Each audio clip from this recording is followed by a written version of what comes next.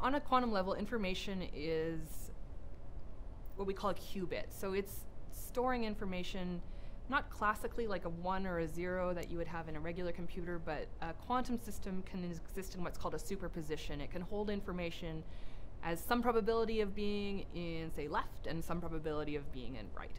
And those labels are completely random. It doesn't matter what they are. But at sort of the same time, you hold two possibilities at once. And it is this superposition or this probabilistic holding of information that makes quantum information so much different and actually so much more powerful, because you can actually store a lot more information in one physical thing as opposed to a qubit.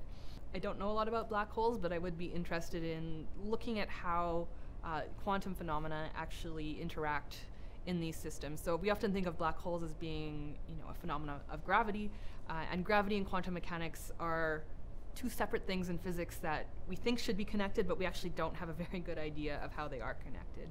And so black holes are this very interesting object that perhaps we could start thinking about what happens to quantum things as they interact in a black hole. So if you could imagine having a quantum system where you have maybe two particles that are entangled, which means that if you do something to one particle, automatically something happens to the other. And there's this intrinsic connection between them that you can't break.